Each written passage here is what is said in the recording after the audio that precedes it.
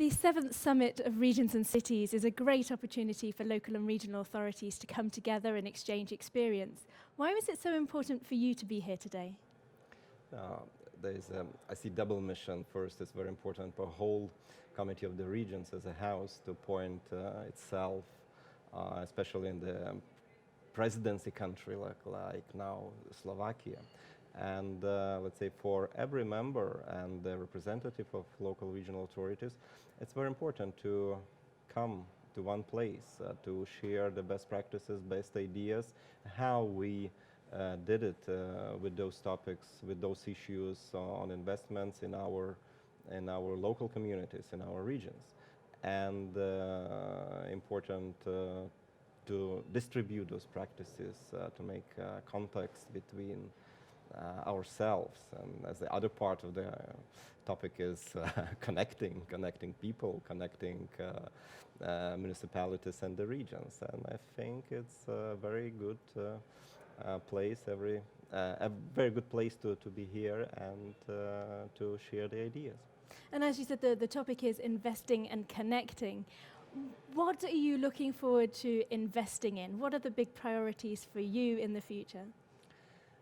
So of course, as every community, I'm representing Lithuania as a member state. So we are now in the European Union about 12 years, and a huge investment program came to Lithuania since accession, and it's helped to improve ordinary citizens' life. That's a key issue for whole process.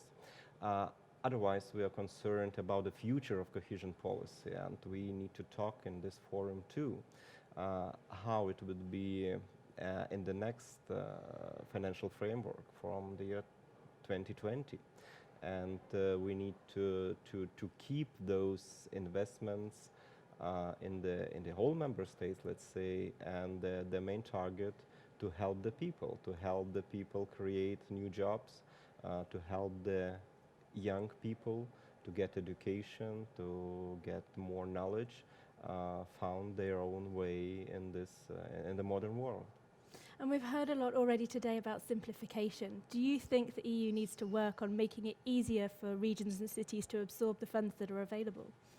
No, simplification, of course, is a topic for us, but let's say it's a double problem, let's say. From one side, we always blame on simplification, but hardly understand who is guilty for that.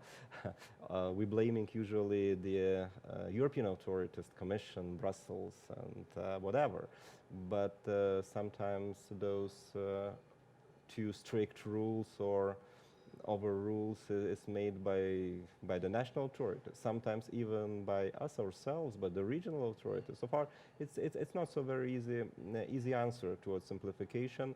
The answer is how to make the system efficient, and not always the simplification helps that. So far, we need to very clear rule and follow this rule. And then you were talking there a little bit about blaming the EU with the current context. Do you think we need to work harder at communication? Do you think there's a role there for local and regional authorities? Well, definitely, as we are members, as we know, we are most closely to the citizens, to the local communities, the smallest communities. We need to deliver message from the European Union as well. We are as the members of COR. We are the European Unions in their own, let's say, eyes. That means communication is, of course, very, very important issue. But anyway, the most positive thing is a good examples, as we have said, of investments. That those investments are doing on behalf of the European community, helping people to benefit from the better services, to creation jobs, and perhaps funding for those projects helps people to understand.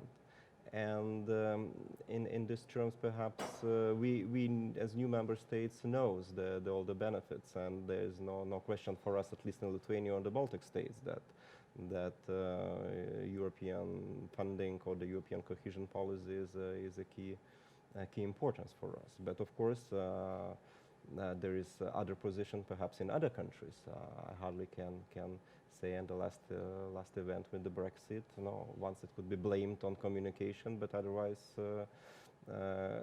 communication is itself it's a very complex thing, and if one of the members said about misinformation and where is communication, when is communication, and when is misinformation about the real issues of European Union, and it depends from different factors, and local authorities, regional authorities, and the members ourselves.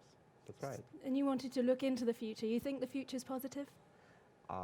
We need to be positive, of course. So whole our house, the Committee of the Regions, we need to be positive, despite a very uneasy situation now in European Union. But anyway, I see very positive for those who want to maintain European integration, go forward, and to help the people, help communities to improve the situation, and we need to do our best to keep the process and to keep it in the very positive way. And as we all know, this is the beginning of a process, the Bratislava process. It will keep going, and I wish you the luck with all the investment projects that you hope to achieve. Definitely, of course, those process. Let's say projects or programs, they're different by, let's say, state from one state to state, from one region to other region. But the key message of the Bratislava Declaration, I think it helped a very positive way for us, showing us as very positive partners, as a Committee of the Regions, of the whole local authorities, very positive partners to the first European Commission. Otherwise, it's very important for us to be very positive towards member states, towards the national governments, and being, let's say, in this process. And the most important, that we need to be, as we talked, very, let's say, optimistic in that kind of situation, and I hope that Bratislava Declaration and main ideas of this summit will help us in our everyday life. Thank you very much. Thank you.